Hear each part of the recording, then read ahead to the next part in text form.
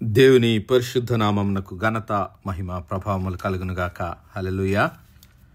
ఈ అనుదిన బైబిల్ ధ్యానములకు మీ అందరినీ మన రక్షకుడు ప్రభువైన యేసు క్రీస్తుల వారి పరిశుద్ధ నామములో ప్రేమతో ఆహ్వానిస్తున్నాను. ప్రియులారా, దానియేలు గ్రంథము 11వ అధ్యాయములో చెప్పబడినటువంటి ప్రవచనము రాజు అయినటువంటి నెబుకద్నెజరు తర్వాత రాబోతున్నటువంటి రాజులు మాదీయులు, పారసీకులు. ఆ తర్వాత ఆ యొక్క పారసీక రాజ్యము ముగిసిన తర్వాత రాబోతున్నటువంటి మరి యొక్క రాజులు గ్రీక్ రాజులు. ప్రియులారా, ఈ గ్రీకు రాజులు ఇశ్రాయేలు ప్రజలను ఏ విధంగా పరిపాలించారు, ఇశ్రాయేలు ప్రజలపైన ఎలాంటి అభిమానాన్ని వారు చూపారో లేఖనాల నుంచి నేర్చుకోవడానికి ప్రయత్నం చేద్దాం. దానియేలు గ్రంథము 11వ అధ్యాయంలో ఈ విషయాలు మనం చూస్తున్నాం. దానియేలు గ్రంథము 11వ అధ్యాయం మొదటి 4 వచనాలు చూద్దాం. మొదటి 5 వచనాలు. మాదీయుడగు దర్యావేషు మొదటి సంవత్సరమందు మిఖాయేలును స్థిరపరచుటకును బలపరచుటకును నేను అతని యొద్ద నిలబడితిని. ఇప్పుడు సత్యమును నీకు తెలియజేయుచున్నాను. ఏమనగా, ఇంకా 3 రాజులు పారసీకము మీద రాజ్యము చేసిన పిమ్మట అందరికంటే అధిక ఐశ్వర్యం కలిగిన 4వ రాజు ఒకడు వచ్చును. అతడు తనకున్న సంపత్తు చేత బలవంతుడై అందరినీ గ్రీకేయుల రాజ్యమునకు విరోధముగా లేపును. అంతలో శూరుడగు ఒక రాజు పుట్టి శూరుడైనటువంటి ఒక గ్రీకు రాజు పుట్టి మహావిశాలమైన రాజ్యమునేలి ఇష్టానుసారముగా జరిగించును. అతడు రాజైన తర్వాత అతని రాజ్యము శిథిలమై ఆకాశపు నలుదిక్కుల విభాగింపబడును. అది అతని వంశపు వారికి గాని అతడు ప్రభుత్వము చేసిన ప్రకారము ప్రభుత్వము చేయువారికి గాని విభాగింపబడదు. అతని ప్రభుత్వము వేరుతో పెరికివేయబడును. అతని వంశపు వారు దానిని పొందరు గాని అన్యులు పొందుదురు. అయితే దక్షిణ దేశపు రాజును అతని అధిపతులలో ఒకడును బలము పొందెదరు. అతడు ఇతని కంటే గొప్పవాడై ఏలును. అతని ప్రభుత్వము గొప్ప ప్రభుత్వమగును. దేవుని నామానికి మహిమ కలుగును గాక. ప్రియులారా, ఈ విషయాలన్నీ దేవుని దూత దానియేలుకు తెలియజేస్తున్నాడు. రాజు అయినటువంటి కోరేషు పరిపాలిస్తున్నటువంటి ఆ కాలంలో ఆయన అంటున్నాడు, ఇంకా 3 రాజులు వస్తారు. వారి తర్వాత 4వ వాడు ఆ రాబోతున్నటువంటి గ్రీకు రాజులకు వ్యతిరేకంగా పోరాడతాడని సెలవిచ్చాడు.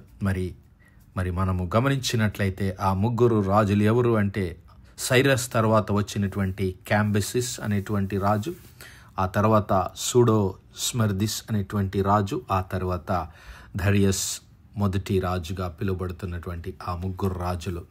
ఆ తర్వాత మనం ఎస్తేరు గ్రంథంలో చూస్తున్నటువంటి అర్ధహశస్త రాజు గ్రీకు రాజులకు ముందుగా ఆయన పరిపాలన చేశాడు. ఈ అర్ధహశస్త ఈ యొక్క మాది పారసీకులలో చివరి రాజుగా చెప్పబడుతున్నాడు. ఆ కాలంలోనే ఆ గ్రీకు రాజు అయినటువంటి అలెగ్జాండర్ ది గ్రేట్, అలెగ్జాండర్ చక్రవర్తిగా పిలువబడుతున్నటువంటి ఆయన మనం దానియేలు గ్రంథము 8వ అధ్యాయంలో చూసినటువంటి ఆ బొచ్చుగల మేకపోతు గ్రీకుల రాజు అని ఇక్కడ రాయబడి ఉంది. 2 కన్నుల మధ్య ఉన్న ఆ పెద్ద కొమ్ము వారి మొదటి రాజు. ఆ మొదటి రాజే అలెగ్జాండర్ ద గ్రేట్. దానియేలు చూసినటువంటి ఆ దర్శనములో ఆ యొక్క పొట్టేలును ఈ యొక్క మేకపోతు వచ్చేసి దానిని త్రొక్కివేయడం చూసాం. అనగా పిల్లరా, ఈ గ్రీకు రాజుల సామ్రాజ్యము పారసీకుల సామ్రాజ్యాన్ని కూలద్రోసినట్టుగా మనము చూడగలుగుతాం. చరిత్రలో బైబిల్ పండితులు జోసెఫస్ రాసినటువంటి ఆ యొక్క గ్రంథములన్నిట్లో మనము ఈ విషయాలను చూడగలుగుతాం. అయితే ప్రియులారా, ఈ యొక్క అలెగ్జాండర్ ఆయన ఈ యొక్క పారసీకుల పైకి దండెత్తి వచ్చినప్పుడు ఆ యొక్క పర్షియాను ఆయన ఓడించినప్పుడు మరి తన మార్గములో ఆయన యెరూషలేమును దర్శించినట్టుగా మరి జోసెఫస్ రాసినటువంటి ఆ రచనలలో చరిత్రకారుడైనటువంటి జోసెఫస్ ఆయన రచనల్లో మనం ఈ విషయాలను చూడగలుగుతాం. అక్కడ జరిగినటువంటి సంఘటన ఏమిటి అంటే ప్రియులారా, ఆ యొక్క రాజు అయినటువంటి అలెగ్జాండర్ మరి యెరూషలేమునకు వస్తున్నాడన్నటువంటి విషయాన్ని తెలుసుకొని అప్పుడు దేవుని సన్నిధానంలో యాజకుడుగా ఉన్నటువంటి ప్రధాన యాజకుడు జడ్డువా అనేటువంటి ప్రధాన యాజకుడు మరి యాజకులు ఇంకా యెరూషలేములో ఉన్నటువంటి యాజకులందరూ కలిసి ఆ యాజక వస్త్రములు ధరించుకొని వారందరూ మరి ఈ యొక్క రాజును మరి స్వాగతించడానికి వారు వెళ్ళారు. అయితే ఎందుకంటే వారికి తెలుసు ఈ దానియేలు గ్రంథంలో రాయబడినటువంటి ప్రవచనాలు వారు ఎరిగినటువంటి వారు గనుక, ఎప్పుడైతే అలెగ్జాండర్ ఆ యొక్క యెరూషలేం ప్రాంతాన్ని దర్శించడానికి వచ్చాడో ఈ యొక్క మరి ప్రధాన యాజకుడు వారందరూ కలిసి ఆ యాజక వస్త్రములు ధరించుకొని వెళ్ళినప్పుడు ఆ రాజు వారి అభిమానానికి ఎంతగానో సంతోషించాడు.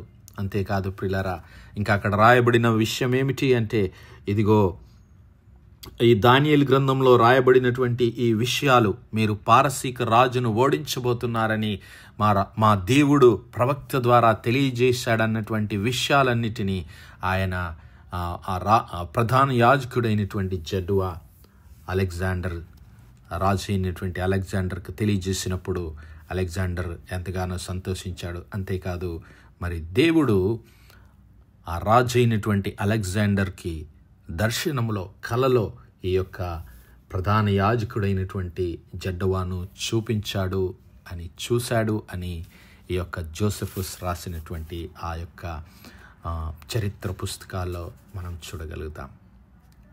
అలాగున మరి ఆ యొక్క రాజు అయినటువంటి అలెగ్జాండర్ ఆయన ఎంతో వేగంగా తన సామ్రాజ్యాన్ని విస్తరించినప్పటికీ మరి యెరూషలేమును ఆయన ముట్టకుండా మరి దేవుని ఆజ్ఞ చేత పంపబడిన వాడుగా ఉంటున్నాడు. ఆయన మరి ఇశ్రాయేలుకు శత్రువులుగా ఉన్నటువంటి రాజ్యములన్నిటినీ ఆయన ధ్వంసం చేయడానికి దేవుని చేత ప్రేరేపించబడినటువంటి వాడు. హల్లెలూయా.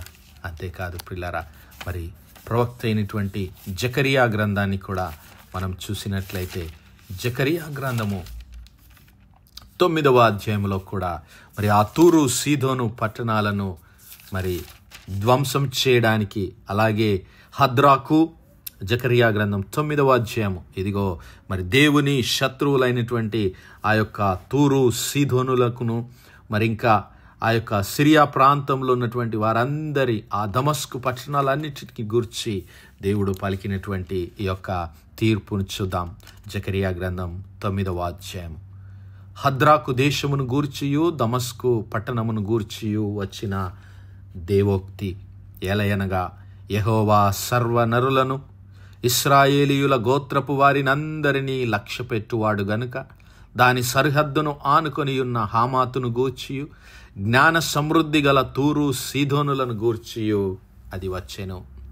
తూరు పట్టణపు వారు ప్రాకారము గల కోటను కట్టుకొని ఇసుక రేణువులంత విస్తారముగా వెండిని, వీధులలోని కసువంత విస్తారముగా సువర్ణమును సమకూర్చుకొనిరి. యెహోవా సముద్రమందుండు దాని బలమును నాశనము చేసి దాని ఆస్తిని పరుల చేతికి అప్పగించును, అది అగ్ని చేత కాల్చబడును. హల్లెలూయా. ఇక్కడ చెప్పబడినటువంటి ఆ పరులు ఎవరు అంటే ప్రియులారా, ఇదిగో ఆ గ్రీకు రాజు అయినటువంటి అలెగ్జాండర్ ఈ యొక్క తూరు సీదోను పట్టణములను, ఇదిగో ప్రియులారా, ఆ పట్టణాలు ఎంతగా ప్రసిద్ధి చెందినవి అంటే అవి ఎంతో జ్ఞానముతో వర్ధిల్లినటువంటి దేశాలు. మరి ఆ దినములలో ఆ మధ్యధరా సముద్ర తీరమున ఉన్నటువంటి ఆ ప్రాంతాలు మరి ఎంతగానో మరి జ్ఞానమునకు అలాగే వ్యాపారం చేత ఆ పట్టణాలు నింపబడి, ఇక్కడ చెప్పబడినటువంటి ఆ దమస్కు పట్టణము, అలాగే మరి ఆ దమస్కు ఆ యొక్క హామాతు పట్టణము, హద్రాకు పట్టణం, ఇవన్నీ మరి మాది పారసీకుల యొక్క మరి రాజధానులుగా చేసుకొని వారు పరిపాలించినటువంటి ఆ ప్రాంతములు. అవన్నీ ఎంతో గర్వముతో నిండి ఉన్నటువంటి ప్రాంతములు. ఇంకా ఈ తూరు పట్టణాన్ని గనక మనం గమనిస్తే ఆ తూరు పట్టణం చుట్టూ వారు కోట గోడలు నిర్మించారంట. దరిదాపు 150 అడుగుల ఎత్తు, అనగా దరిదాపు 30 అంతస్తుల భవనాలను,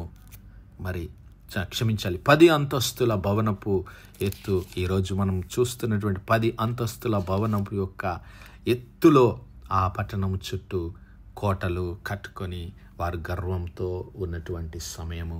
అయితే దేవుడు అంటున్నాడు, యెహోవా సముద్రమందు దాని బలమును నాశనము చేసి దాని ఆస్తిని పరుల చేతికి అప్పగించును, అది అగ్ని చేత కాల్చబడును. ఈ యొక్క తూరు పట్టణాన్ని ముట్టడి వేయాలని అస్సూరు రాజు అయినటువంటి షల్మనేసర్ అనేటువంటి రాజు 5 సంవత్సరాలు ఆ యొక్క తూరు పట్టణాన్ని, తూరు దేశాన్ని ఆయన ముట్టడి వేసి దాన్ని జయించలేకపోయాడు. రాజు అయినటువంటి నెబుకద్నెజరు దరిదాపు 13 సంవత్సరాలు ఆ పట్టణాన్ని జయించాలని ప్రయత్నం చేసి జయించలేకపోయాడు. కానీ అలెగ్జాండర్ కేవలము 7 మాసంలోనే ఆ యొక్క సముద్రంలోనికి మార్గమును నిర్మించి ఆ యొక్క తూరు పట్టణాన్ని నాశనం చేయడం జరిగింది. ఈ విషయాలన్నిటిని మనము చరిత్ర పుస్తకాలు చూడగలుగుతాం. అంతేకాదు అష్కెలోను దానిని చూచి జడియును, గాజా దానిని చూచి బహుగా వణుకును, ఎక్రోను పట్టణము తాను నమ్ముకొనినది అవమానము నొందగా చూచి భీతి నొందును. గాజా రాజు లేకుండా పోవును, అష్కెలోను నిర్జనముగా ఉండును, అష్టోదులో సంకర జనము కాపురముండును. ఫిలిస్తీయుల అతిశయాస్పదమును నేను నాశనము చేసేదను. వారి నోట నుండి రక్తమును వారికను తినకుండా వారి పండ్ల నుండి హేయమైన మాంసమును నేను తీసివేసేదను. వారును శేషముగా ఉందురు, మన దేవునికి యూదా వారిలో పెద్దల వలె ఉందురు.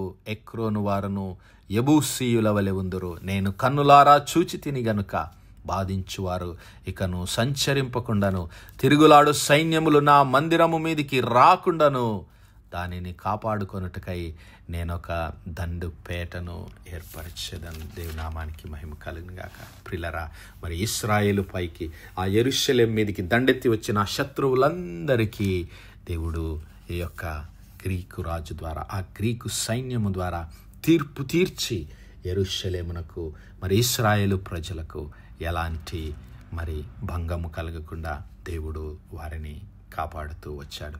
ప్రియులారా, ఎంతటి రాజైనా, ఎంతటి అధికారి అయినా, ఎంతటి శక్తి గలవాడైనా, బలము గలవాడైనా, రాజులు సమస్త రాజ్యములన్నీ దేవుని ఆ చిత్తము చేతనే నడిపించబడతాయని రాజు అయినటువంటి నెబుకద్నెజరుకు దేవుడు ముందుగానే తెలియజేశాడు.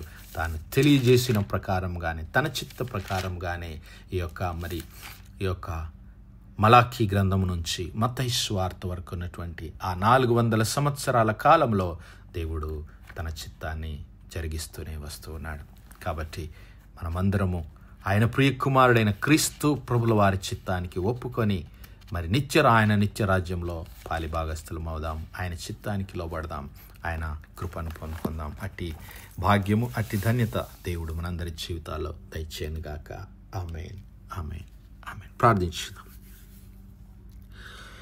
హల్లెలూయా, హల్లెలూయా, హల్లెలూయా, హల్లెలూయా. స్తోత్రం, స్తోత్రం, స్తోత్రం, స్తోత్రం, స్తోత్రములు తండ్రి. అత్యంత కృపాభరితుడువు, అత్యున్నత సింహాసనంపై ఆసీనుడమైన మా ప్రియ పరమ తండ్రి, చిమ్మగలిగినటువంటి మా దేవ, సైన్యములకు అధిపతివాగు మా యెహోవా తండ్రి, కృపా కనికరములు గల మా ప్రభువా, సూర్యోదయం మొదలుకు ఇంత మట్టుకు మా తండ్రి మీ చల్లని రెక్కల నీడను భద్రపరిచి అయా మరొకసారి మీ ప్రియ కుమారుడు మా ప్రభువైన యేసు క్రీస్తుల వారి పరిశుద్ధ నామంలో దేవా, మీ కృపా సింహాసనం యొద్ద ప్రార్థించడానికి సజీవ లెక్కలో మమ్మల్ని లెక్కించిన మీ ప్రేమకు వందనాలు, కృతజ్ఞతాస్తుతులు, స్తోత్రాలు, స్తోత్రాలు, స్తోత్రాలు తండ్రి.